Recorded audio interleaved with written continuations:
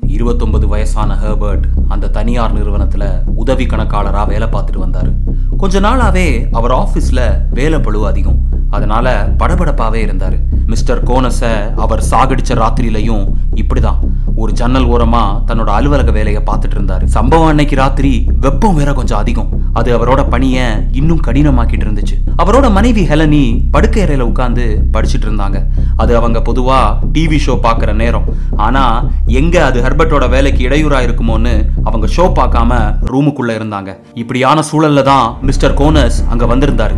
அவர் ஒரு insurance salesman. அந்த ராத்திரியில அந்த அபார்ட்மெண்டோட வாசலுக்கு அவர் ஏன் வந்தாருன்னு யாருக்கும் தெரியாது. பார்க்கிங்ல நின்ன தன்னோட கார் கதவை திறந்த கோனஸ் அப்போதான் அவர் கார் பக்கத்துல தாறுமாறா நிறுத்தி இருந்த அந்த காரை கவனிச்சாரு. அந்த கார் நகராம தன்னோட காரை எடுக்க முடியாதுன்னு உணர்ந்த கோனஸ் சட்டுன்னு டிரைவர் சீட்ல உட்கார்ந்தபடி ஹாரனை அடிக்க தொடங்கினார். இப்படி பண்ணுனா அந்த காரோட ஓனர் வந்து காரை ஒதுக்குவாருன்னு அவரோட எண்ணம். விடாம அடிக்கப்பட்ட ஹாரன் சத்தத்தை பொறுக்க முடியாத ஹெர்பர்ட்டோட பக்கத்து வீட்டுல வசிக்கிற பெரியவர் ஜன்னல் பக்கத்துல வந்து, தம்பி தயவு செஞ்சு அந்த ஹாரன் சத்தத்தை நிறுத்துறீங்களா? இந்த கார் யாரோடதுன்னு உனக்கு தெரியுமா? தெரியாது தம்பி. அப்ப ராத்திரி முழுசா எங்கே எப்படி நிக்க சொல்றியா கேட்ட கோனஸ் 3 வாட்டி அந்த ஹாரனை இன்னும் அழுத்தமா அழுத்துறாரு. ஏற்கனவே ஆபீஸ் வேலையில மண்டை காஞ்சி போயிருந்த ஹெர்பர்ட்டை இந்த சத்தம் இன்னும் கோபத்துக்குள்ளாக்கிச்சு. இந்த சமயத்துல தான் ஹெர்பர்ட் தன்னோட தலையை ஜன்னலுக்கு வெளியே நீட்டி, ஏய் அந்த இளவெடுத்த சத்தத்தை கொஞ்சம் நிறுத்துறியான்னு கத்துறாரு. ஆனா கோனஸோ தன்னோட பதிலை இன்னும் அழுத்தமான ஹாரன் சத்தத்தால வெளிப்படுத்தவே போன கிறிஸ்துமஸுக்கு ஹெர்பர்ட்டுக்கு அலுவலகத்துல பரிசா கிடைச்ச உருண்டையான பேப்பர் வெயிட்ட எந்த விதமான முன் யோசனையும் இல்லாம ஹெர்பர்ட் வேகமா காரை நோக்கி வீசுறாரு. எரியப்பட்ட பேப்பர் வெயிட் டிரைவர் சீட்டுக்கு கொஞ்சம் தள்ளி இருந்த முன்புற கண்ணாடியை உடைக்க கண்ணாடி துண்டு ஒண்ணு கோனஸோட கழுத்தை அறுத்து அவரோட உயிர் பட்டுன்னு அடங்கிச்சு. கூடவே அந்த ஹாரன் சத்தமும். அவங்க தரப்புல ஆஜரான வக்கீல், இது ஒரு சாதாரண வழக்கு தான். இக்கட்டான நேரத்துல வெளிப்பட்ட கோவத்துல என்ன செய்யறோன்னே தெரியாம நடந்த விபத்து இது. அதனால இதுக்கு கொலை குற்றத்துக்கான தண்டனை எல்லாம் கொடுக்க மாட்டாங்க, கவலைப்படாதீங்கன்னு ஆறுதல் சொன்னாரு. ஆனா அரசாங்க வக்கீலோட வாதமோ வேற விதமா இருந்துச்சு. கொலை குற்றம் சாட்டப்பட்டவர் ஒரு பட்டதாரி, நல்லது எது கெட்டது எதுன்னு நல்லாவே தெரிஞ்சவர். இப்படி இருக்க அவர் தன்னோட கோபத்துக்கு அடிமை ஆகியிருக்க கூடாது. ஹாரன் அடிக்கிறது சட்டப்படி ஒரு குற்றமே இல்லை. அதனால இறந்தவர் அவரை தொந்தரவு செய்தாருன்னெல்லாம் கணக்குல எடுத்துக்க கூடாது. இங்க அநியாயமா ஒரு உயிர் போயிருக்குங்கிறது தான் உண்மை. அதனால இத கொலை என கருதி கொலைக்கு உண்டான தீர்ப்பையே அவருக்கு வழங்கணும். நீண்ட ஆலோசனைக்கு பிறகு நீதிபதியோ தீர்ப்பை வழங்குறதுக்கான பொறுப்பை ஜூரிகள் கிட்ட ஒப்படைச்சாரு. ஜூரிகளும் கேஸ் பத்தின விவாதத்தை சாயங்காலமே ஆரம்பிச்சாங்க. ஹெர்பர்ட் தன்னோட செல்லுக்கே திரும்ப வீட்டுக்கு போன ஹெர்பர்ட்டோட மனைவி ஹெலனி தீர்ப்பு எப்படி வரப்போகுதுன்னு நினைச்சு பயந்து போய் மூலையில உட்கார்ந்து இருந்தா.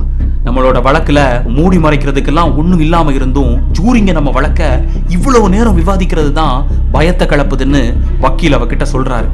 அப்படியே நேரம் கடந்து இரவு 9 மணி ஆகுது. கோர்ட்ல எந்த முடிவுக்கும் வர முடியலன்னு சொன்ன ஜூரிஸ் தங்களோட ஹோட்டல் அறைக்கே திரும்பி போயிடுறாங்க.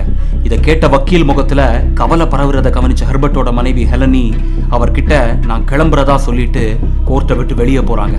சரி, நாளைக்கு காலமா 10 மணிக்கு நீங்க வந்துருங்கன்னு வக்கீல் சொல்ல இதை கேட்ட அவங்க எந்த பதிலும் சொல்லாம அங்க இருந்து கிளம்புறாங்க. அடுத்த நாள் விடிஞ்சு காலை சரியா மணி 10:15 நீதிமன்ற கிளர்க்கு கிட்ட ஜூரிகள் ஒரு முடிவுக்கு வந்துட்டதா சொல்லப்படுது. ஹெர்பர்ட் அழைச்சிட்டு வரப்படுறாரு. நீதிமன்றத்தை தன்னோட கண்களால மொத்தமா துலாவுனவரு, என் ஒய்ஃப் ஹெலனி எங்கன்னு வக்கீல் கிட்ட கேக்குறாரு.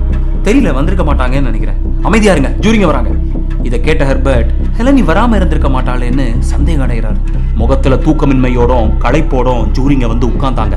அவங்க கோவத்தோட ஒருத்தர் மாறி மாறி பார்த்துட்டு இருந்தாங்க. இது ஏற்கனவே கவலையில இருந்த ஹெர்பர்ட்டை இன்னும் கவலைக்குள்ளாக்கிச்சு. நீதிபதி தீர்ப்பை வாசிச்சாரு. குற்றம் சாட்டப்பட்டவர் தன்னிலையை இழந்ததாலதான் இந்த சம்பவம் நடந்திருக்கு. அவர் குற்றமற்றவர், அதனால அவரை விடுதலை செய்யறேன் அப்படின்னாரு. இதை கேட்டு ஆனந்தத்துல வக்கீல் ஹெர்பர்ட்டோட கைகளை குலுக்குறாரு. ஹெர்பர்ட்டோட முதலாளியோ அவரோட தோள்களை தட்டி கொடுக்கிறாரு. ஹெர்பர்ட்டோட கண்களோ நீதிமன்ற உள்புறத்தையே வெறிச்சு பார்த்துட்டு இருந்துச்சு. தன்னோட சந்தோஷத்தை வெளிப்படுத்திக்க ஹெலனி அங்க இல்லையேன்னு நீதிமன்றத்துக்கு வெளியே வந்தவரு அங்கேயும் அவ இல்லாம இருக்கவே வாடகை டாக்ஸியை பிடிச்சிட்டு அவரோட அபார்ட்மெண்ட்டை நோக்கி வேகமா கிளம்பினார். திறந்திருந்த கதவை பார்த்து அதிர்ச்சி அடைஞ்சவரு உள்ள போய் பார்க்க அங்க ஹெலனி தன்னோட அறையில தூங்கிட்டு இருந்தா. அவளை பார்த்து கோபம் அடைஞ்சவரு அவளை தூக்கத்துல இருந்து உலுக்கி முழிக்க வச்சாரு. உடம்பு சரியில்லையா என்ன? ஏன் நீ கோர்ட்டுக்கு வரல? நான் குற்றமற்றவன், என்ன விடுதலை பண்ணிட்டாங்க. இதை கேட்டு தூக்கத்திலேயே தெரியும்னு ஹெலனி முணுகுனா. பிறகு அரகுரா நினைவோட அவரை முத்தமிட்டவ, சாரி டியர், கொஞ்சம் நல்லாவே தூங்கிட்டேனா? இதை கேட்டு கோவானது ஹெர்பர்ட், நீ எங்க வந்திருப்பேன்னு எதிர்பார்த்தேன். அட்லீஸ்ட் நம்ம காரையாவது அங்க வந்து நிப்பாட்டி இருக்கலாம்ல. இதை கேட்ட ஹெலனி, சாரி டியர், கார் ஸ்டார்ட் ஆகாது, பேட்டரி பவர் ஃபுல்லா போயிடுச்சு. ஏன்னா நேத்து ராத்திரி ஃபுல்லா ஜூரி தங்கி இருந்த ஹோட்டலோட வாசல்ல நம்ம காரோட ஹாரனை விடாம அழுத்தி ஒழிச்சிட்டு இருந்தேன். தன் மனைவியோட இந்த செயல் தான் அன்னைக்கு ராத்திரி ஹெர்பர்ட் இருந்த அதே மனநிலையில இருந்து ஜூரிகளை யோசிக்க வச்சு அவருக்கு விடுதலையை வாங்கி கொடுத்துருக்குன்னு உணர்ந்த ஹெர்பர்ட் தன்னோட காதல் மனைவிய கட்டி தழுவினார். இந்த கதையில் அவருக்கு கொடுக்கப்பட்ட நியாயத்தை பத்தின உங்களோட கருத்துக்களை கமெண்ட்ல ஷேர் பண்ணுங்க.